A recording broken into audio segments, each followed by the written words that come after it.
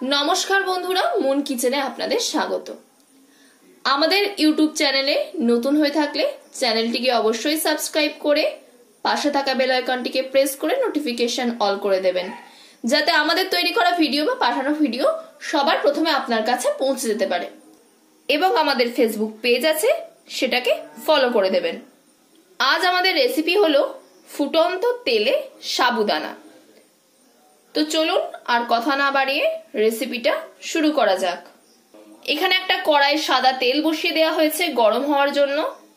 তেলটা কিন্তু ধোঁয়া ওঠা গরম করতে হবে। তেলটা কিন্তু ধোঁয়া ওঠা গরম হয়ে গেছে। এর মধ্যে এবার এই বাটির সাবুদানাগুলোকে অল্প অল্প করে দিয়ে দিতে হবে। দেখুন কত সুন্দর হচ্ছে।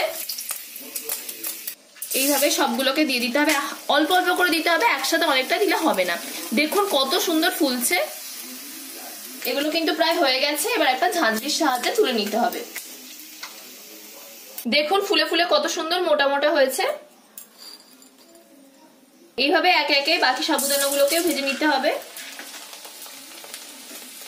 দেখুন দেওয়ার সাথে সাথেই ফুলে ফুলে কেমন মোটা হচ্ছে। সব সাবুদানাগুলোকে কিন্তু ভাজা হয়ে গেছে। চীনা বাদামকে এরকম একটা ঝাঁঝরির মধ্যে করে তেলের মধ্যে দিয়ে দিতে হবে। দেখুন কত সুন্দর হচ্ছে। চীনা বাদাম ভাজতে কিন্তু বেশি সময় লাগে না। দেখুন এগুলো কিন্তু ভাজাও হয়ে গেছে।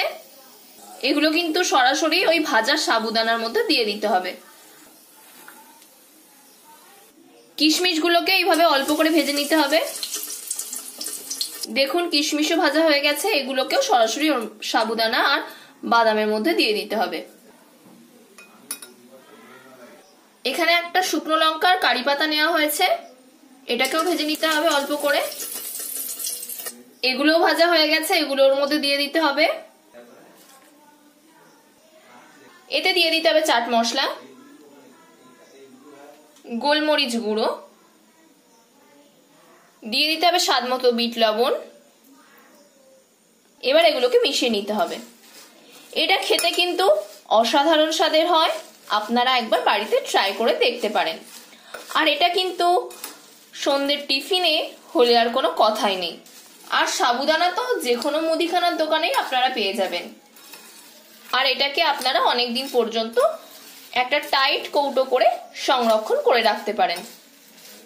যদি সংরক্ষণ করে রাখেন তাহলে লবণ ছাড়া, মানে লাস্টে যেটা বিট লবণ দিলাম ওই লবণটা দেওয়া যাবে না, লবণ ছাড়া সংরক্ষণ করে রাখতে হবে, নাহলে লবণ দিলে জল কেটে যাবে।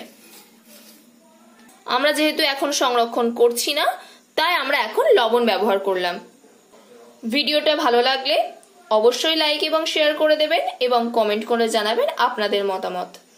পরবর্তী ভিডিওতে আপনাদের সাথে আবার দেখা হচ্ছে।